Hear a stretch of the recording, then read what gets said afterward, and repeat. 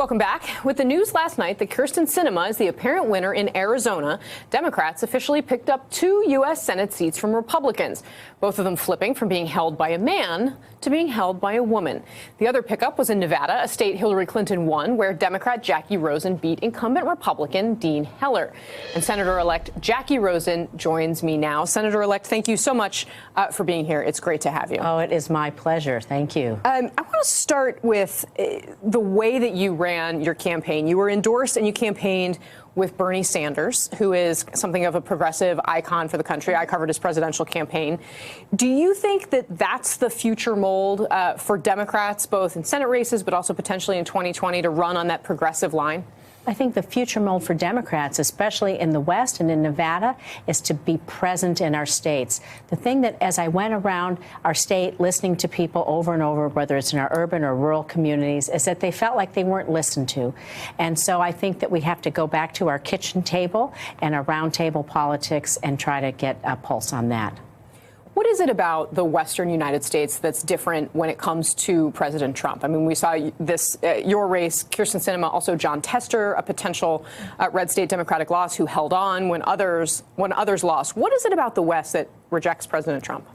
Well, like I said, I think Nevada's an independent state. We have 2.9 million people. People really feel that they can get to know their elected officials. They see us in the grocery stores, in the market, shopping, doing everything else. And instead of like a big state like California, 40 million people, 2.9 million people, you can know us. And so they want someone who's going to advocate for the things that are important to them. Healthcare, education, environment. Look at the wildfires happening out west. It's terrible. People want to know that you're in their corner. The way that you're talking about this, it doesn't necessarily sound to me like you think this election was a referendum on President Trump. How much was it about the president? I think there was a portion of it for sure, because the other thing that I heard is I really tried to run a positive campaign, giving people someone to vote for, thinking that we're better off when we're working towards goals instead of dividing people. And so I think it was a referendum on Trump. It was a referendum on the divisive politics. People are tired. They're tired of the anxiety. They want to be listened to, and they want to have something to work towards. Yeah.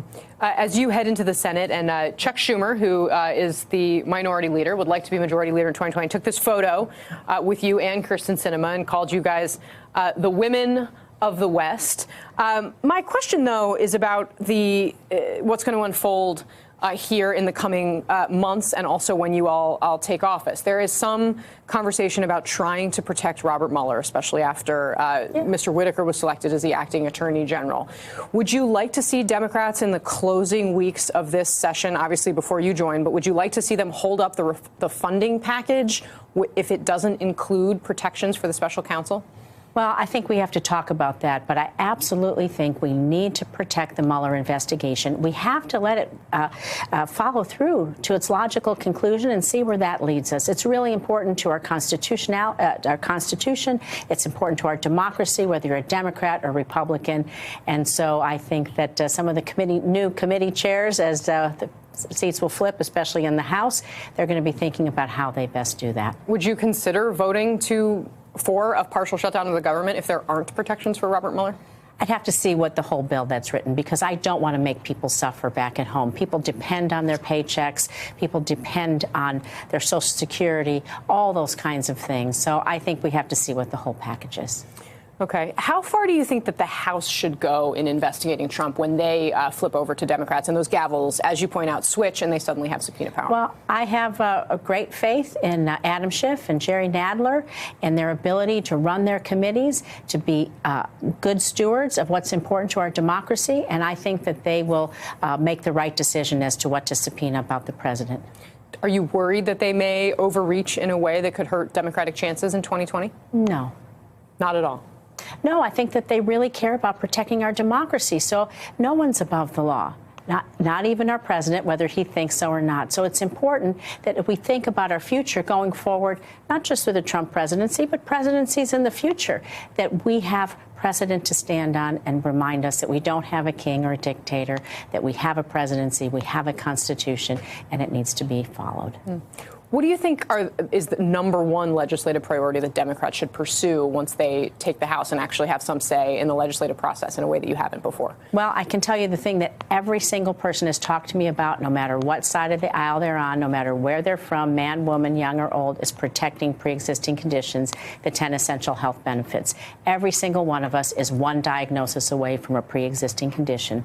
I believe that was a pivotal point for this election. People were frightened that they weren't going to be able to get health care, afford their prescription drugs, and they realized that suddenly they liked those health benefits that were going to be taken away from them. Is it going to be harder to run on that again in 2 or 4 years if people aren't afraid anymore because Republicans don't control both houses of Congress? Well, I'm not sure. I think that each time you run, there's different things going on in the world. So you're going to have to look at that. It certainly is a part of it. And what I will tell you is this, is that once we put in the Affordable Care Act, people had a lot of issues about it. That's fine. The Republicans sabotaged it in Congress, that's for sure. But now it's much harder to take away things. People want preventative care. Being a woman should not be a pre-existing condition. Pregnancy, all those kinds of things. They want that in there. It's going to be very difficult for people to take it away and try to win on that because that's something that affects each and every person. Bernie Sanders advocates Medicare for all. Do you think that should be the Democratic platform in 2020, Medicare for all? Well, what I actually think is what I've signed on into the House is Ben Ray Lujan is introduced a bill called Medicaid buy-in option. So I think what we need to do... Essentially a public option. A public option. So the first thing we need to do is that Marketplace Certainty Act. Be sure that we stabilize our cost-sharing reductions, reduce the price of prescription drugs. I introduced a bill that will cap it $250 an individual, $500 a family per month. And then we need to give a public option. I think Medicaid buy-in is a little bit better because that serves you womb to tomb. Medicare for all is for a senior population. I'm a former systems analyst. I look at the whole picture. Medicaid does have a platform that if we tweak it and move it, it is a good platform that we can move to right away. But you're not ready to go as far as Medicare for all? Not at this time, no. All right. Senator-elect Jackie Rosen, thank you so much for coming in on what I know is a very busy freshman orientation day. Hello, YouTubers. If you're watching this, it means you've checked out our channel, so thank you. Now do me a favor, subscribe by clicking on that button down there.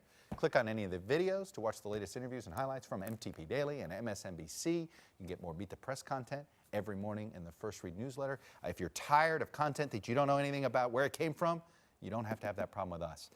NBC News, MSNBC, MTP, and the Meet the Press mindset right here for you on YouTube. Subscribe now.